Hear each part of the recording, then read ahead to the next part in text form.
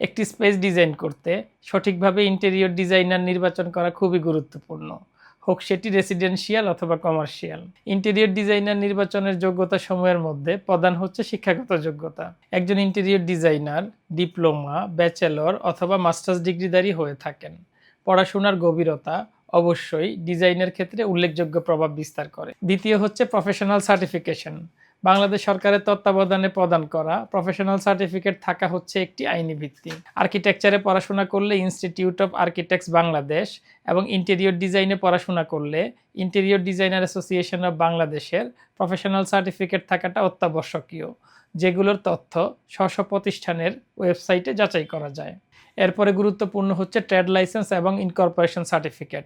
এক মালিকানা প্রতিষ্ঠান হলে শুধু ট্রেড লাইসেন্স, একাধিক মালিকানা প্রতিষ্ঠান হলে ট্রেড লাইসেন্সের সাথে ইনকর্পোরেশন সার্টিফিকেট থাকাটা বাঞ্ছনীয়। তারপর যে বিষয়টি জরুরি সেটি হচ্ছে সংশ্লিষ্ট কাজে সৃষ্টিশীল অভিজ্ঞতা।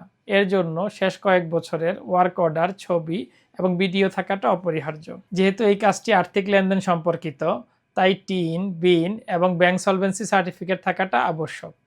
এগুলোর সাথে শেষ কয়েক বছরে জমা দেয়া ভ্যাট এবং ট্যাক্স রিসিট আর্থিক নিরাপত্তা বিধান করে। পরিশেষে বলবো, ইন্টেরিয়র ডিজাইন একটি সৃষ্টিশীল প্রফেশন, যা ব্যবহারকারীর চাওয়া এবং পছন্দের উপর ভিত্তি করে সম্পাদিত হয়। তাই উপরের মানদণ্ডসমূহের ভিত্তিতে প্রাথমিক নির্বাচন করার পর অন্তত একটি প্রজেক্ট ভিজিট করে সরাসরি আলোচনার মাধ্যমে চূড়ান্ত সিদ্ধান্ত নেওয়া উত্তম।